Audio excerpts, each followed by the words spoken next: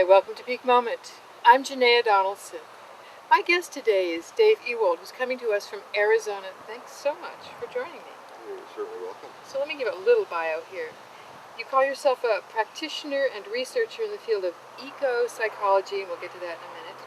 And you co-founded the Natural Systems Solutions, which a nonprofit that uses natural systems, we'll need to hear about that, to facilitate creating sustainable lifestyles, organizations, communities. And you've got a book in progress called Connecting the Dots, Reversing Our Handbasket to Hell, which is an intriguing, wow, title. Let's back up a little. You also ran for the Arizona Senate recently, so we can talk about that. Sure, right. So back up, what is eco-psychology?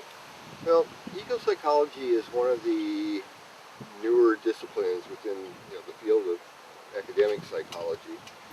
As its name implies, it really is that combination of ecology, which is the study of relationships. Systems, and that's what it's all about, and psychology, which is the study of how we think and act and feel.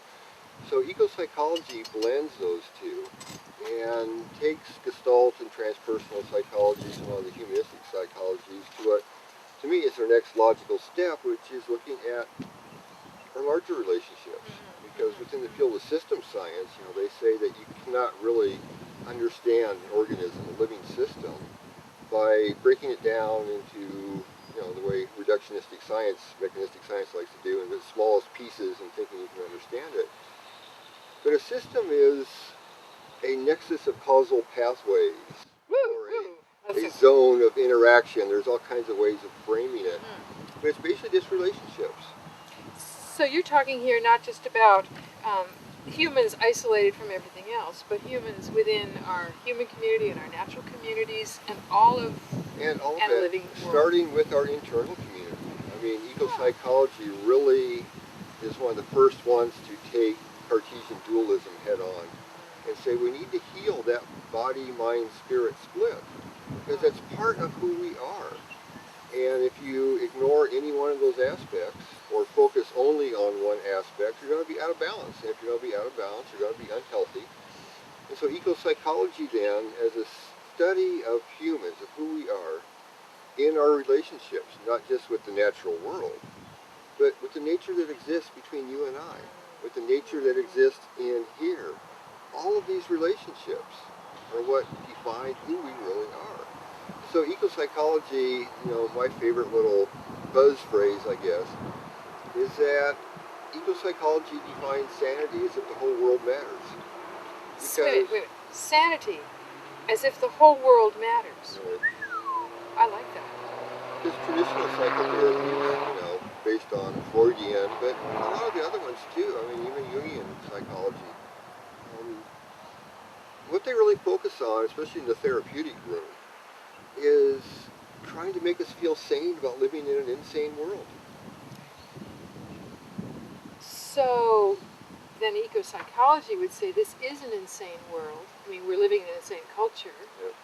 Tell us about that. Because one of the things you wrote that really struck me to someone in your blog was the fact is we're not in a recession. We're at the end of an historic period in Western civilization. That's a bigger frame. Talk to us about what you see happening at this point for us. Well, going back, it's pretty much to feudal times, the beginning of the Enlightenment, when we had the commons, when we had freeholders and a few other little classifications of who owned. It was the lords, of course, or the king that owned the land, but freeholders had leases in perpetuity. They could pass their land down to children and grandchildren and forever. The next class could only do it for 3 generations. And then there were the peasant class that could use the land but could be kicked off at any time. But freeholders within that society with the commons could really democratically, very democratically actually, decide how to use the commons, grazing rights and crop rotations and what they're going to plant and when, and on and on and on. Into this system, all of a sudden gets applied mercantilism and the beginning of industrialism, which was at that point the textile industry. And so through acts of parliament, during Tudor England was really kind of the start of that. They started reclaiming or appropriating or stealing, really. They're taking the those land. rights in the land Which, away the from same people. thing we're doing in Mexico and South America today, but there's more things change, more they stay the same. But in industrialism, the idea is it has to continue growing. And so there's always this idea of a productive economy being throughputs. And so industrialism, that economic mindset, basically turns all living creatures, including humans, into objects that feed the industrial stream. And what comes out the other end, the waste, is an externality, as if the poisoner didn't intend the death of its victims. But this growth mindset that industrialism counts on, in what William Catton calls an empty earth, which is basically an earth that's not beyond its carrying capacity in human population, but consumption for sure, we can continue growing materially. And there's always been the idea that this could go on forever. Well, we've reached the point now that even if the underdeveloped world, if it were to be able to catch up to the overdeveloped world, which is really the difference, distinction I make between global north and global south, right now it would take 1.5 to 2 planets, just with the current population. And if the developing world were to actually catch up to where American, consumption and waste is, it'd take 5 to 7 planets. So the idea now is finally that we cannot continue growing. But we have an economic system that's set up on the basis of needing infinite growth. Why? Well, because that growth is necessary to make the profit that businesses, corporations, and governments need to pay back loans to central banks. So it's our money system or the economic system, loans, and you have to keep producing more to pay the interest. Right. And the only way you can do that on a finite planet, because our current economy, our economic system, is based on this idea that not only can we continue dividing the pie up into infinitely smaller, more pieces, but each one of those pieces can get infinitely larger. And so this is, when you talk about religious mysticism, it holds nothing on economic theory. To me, I'm always telling people, what besides mysticism could you call an economy that depends on the invisible hand? That's mysticism. It's not science. There's, economic theory is not scientific. There's, they talk about the fact that we can, grow. They use mathematics because in mathematics you can prove infinite growth because it's just numbers. There's nothing there. And so, but they say mathematics is a natural science, which means, therefore, nature can also continue growing infinitely. And they just ignore all this stuff. It's just really, really amazing. But, so getting back to industrialism and why right now we're at that historic period in human civilization, because we can't continue growing. We have, the assumption that the earth is both an endless supply of resources and a bottomless pit for waste doesn't work. Well, that one's getting exploded with oil and big fish in the sea and fresh water, and the list is long and getting longer about what things are starting to hit their limits, or Right. close to their limits. Yeah, the oceans are overfished. The forests can no longer absorb the carbon. They've now become carbon emitters. They're no longer carbon sinks. The same with the ocean because of heating and because there's more plastic in the ocean now than there is, plankton, which is the other thing that people need to become aware of. We're destroying the very bottom of the food chain. And it's like, come on, folks. No food chain, no food. It doesn't get much simpler than that. I don't think we make the connection between the plankton in the ocean and the wheat that I eat or the rice or whatever. To see that we need the oceans doing what they do to keep the atmosphere to keep all of this. Well, it's everything goes back to connecting all the dots. Connecting all the dots. Everything is all woven together. And this is what Aldo Leopold was saying in San County Almanac, which he wrote in 48 or 53, somewhere back in there. So it's not new information. but it's not presented to us in our educational system, because the educational system is set up on the industrial model of 50-minute time periods, ring the bell, go to the next class, don't think, don't question, just do your job. And we'll take you from the standardized testing environment of that institution, and we'll put you into the factory or into the office or the whatever, and just keep that part going, the industrial model. So you're seeing us coming to the end of industrialism because growth won't be able to be continued? Growth will not be able to be continued. And economic theorists, it's really interesting, they have one of the so-called laws of economics is the concept of perfect substitutability. So that if we run out of some environmental resource, or if we run out of labor, then capital, something, you've got labor, natural resources, and capital, that, you run out of one, you can substitute one or the other. And so basically this is the idea that you can build an equivalent home with half the lumber if you just use twice as many hammers, or pay the carpenters twice as much. And we've got a global economic system set up on this it's nonsense and mysticism all rolled into one. I mean, religion has nothing on this. It's also insanity, as you said. It's insane definitely. to be as a good friend says, burning the platform that we're all depending on. Right. But it takes something to wake up out of the insanity, because everybody has been programmed to believe that this is the only way it can be. There is no alternative. And so you are talking about basically the imminent end to this industrial civilization that we all think is the only way it can be. Well, how can we start to imagine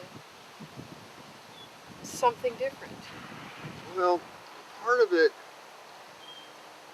this is the question about what is the cultural red pill. And, so many theorists today in the biological sciences and environmental sciences and, psychology and ecology and even, the new quantum physics, they're really saying at some level our problem comes from our disconnection, from our separation, not only from each other, which is, of course, the basis of the book Bowling Alone, but our connection to the natural world, because we were born into, the Alan Watts quote, you didn't come into this world, you came out of it like a wave from the ocean. You are not a stranger here. And so getting people to remember that, because at a very fundamental level, our connection to the natural world through all 53 of our senses, which is an aspect of eco-psychology that we follow, which is, a whole other subject. But each one of these senses, our sense of thirst. When we're thirsty, we're attracted to water. When we're lonely, we're attracted to community, our sense of community. Humans had this innate need as a social species to have fulfillment for our sense of acceptance, our sense of belonging, as well as in the larger sense, the spiritual sense, belonging to a system that's greater than individual ego.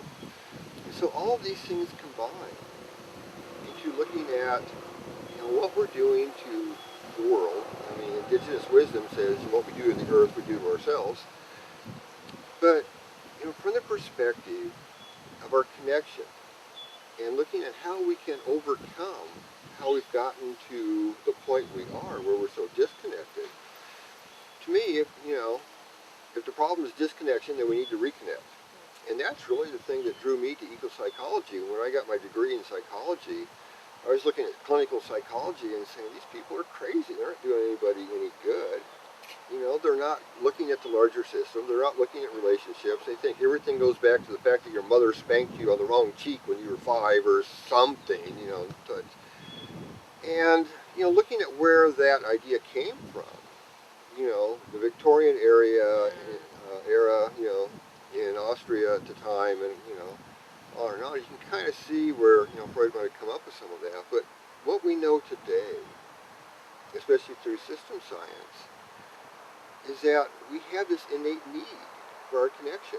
And so there's all kinds of studies from all across the spectrum. There's the studies about, surgery patients. They come out of surgery. If you put them in a room where they have a window looking outside, they heal faster. Okay. They've done the studies in urban, in downtown Chicago, where if you plant trees along the sidewalks, crime goes down. That connection, when you talk to people a lot, everyone has these stories where you're sitting in an office building somewhere and you're just stressed out and you need to get away from it, so you go for a walk outside, go for a walk around in the park or something. All of these little things that we kind of intuitively know but we don't formalize are all a connection to the natural world, to our community. And so putting that kind of front and center, getting that connection back, that's what eco-psychology is really all about. And so Allison, my wife, and I, when we met through the graduate program in applied eco-psychology through the Institute of Global Education, developed by Michael Cohen with Project Nature Connect.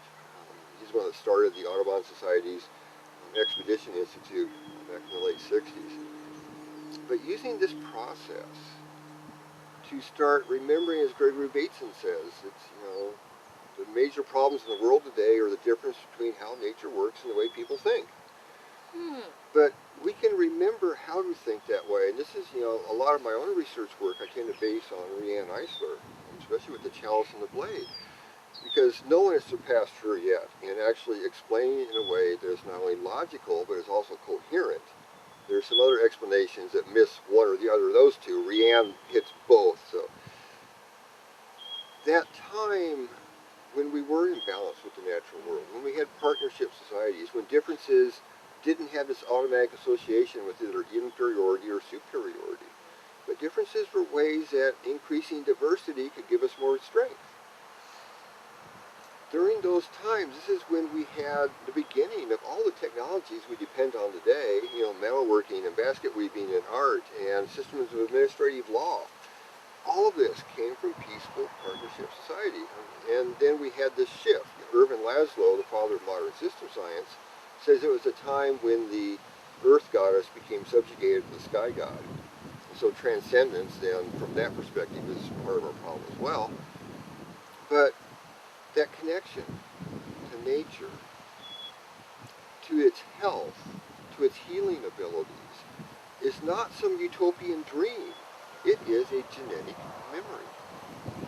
How do you get an increasingly urban planet, people in cities where the experience of that reconnection is small, I would guess. I mean, how do you turn around the insanity that you talked about, the industrial civilization? I mean, I can see it on a one-to-one level, but we're sort of quickly running out of the planet's resources. So there's a time critical factor here, don't you think? There's definitely an urgency factor that is, how do you wake people?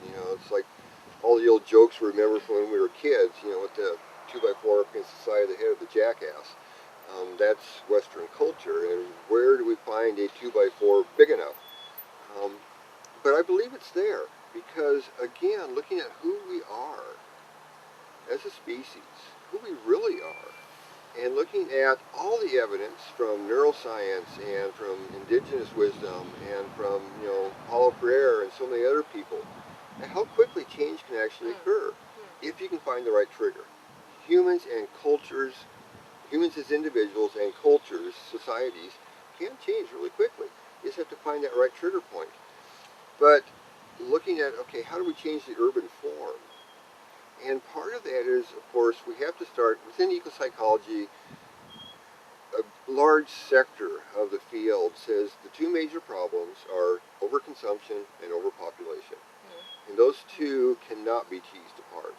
But when we look at, remember when Paul Ehrlich's book, Population Bomb, came out in '68, I think, demographers have now gone back and looked at birth trends and things like that, and they've discovered that once the core ideas in that book were kind of gotten into the social culture in both Europe and North America,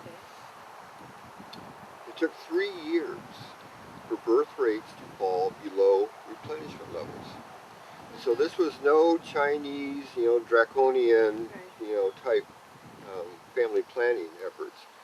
But when you give women the education and the control over the right to handle reproductive choice, and family planning, birth rates go down. If those are combined with more overall education, you have people more aware of what's going on, and provide the health care benefits, both pre and postnatal in particular. Because one of the reasons that women in developing countries have so many babies right now is because you have 10 kids and 2 of them will survive to adulthood to take care of you when you're in your elder years. And so this then shows that connecting the dots. We also have to have a different system of elder care. Our elders, those are the keepers of the wisdom. We have to start building these things back together. And so looking at ways that we can take care of population. First of all, just getting people to understand that it's possible. We can actually have a sustainable population, planetary sustainable population size within 2 to 3 generations, while we're simultaneously making some fundamental changes in how we go about producing stuff. And so when you talk about the urban form, how do we change that? Well, Richard Register with EcoCities, who's doing some work in Berkeley right now, is one way to do that. The whole permaculture movement is a way to do that. We have to start daylighting streams. We have to get rid of the square Roman grid that's car-friendly instead of people-friendly. Make our cities livable and walkable and all kinds of things along those lines. And combine that, and this is where we get back into industrialism and the whole growth imperative, and start looking at something, a real alternative, such as steady-state economies. Steady state. What would that look like? Well, what that looks like is basically better instead of bigger. It's a qualitative improvement rather than a quantitative, improvement.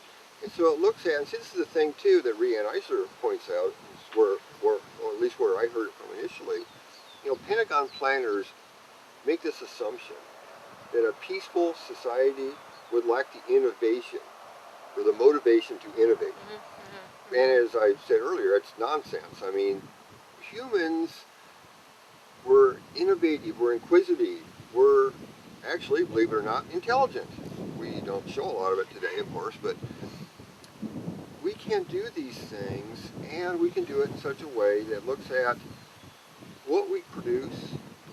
And so a lot of the new barter economies, local currencies, this whole idea that when you look at a suburban neighborhood and you see that everybody has their own lawnmower that they use once every 2 weeks, you can have a little neighborhood tool sharing type thing where you put in a little bit so when it needs repairs, it's taken care of.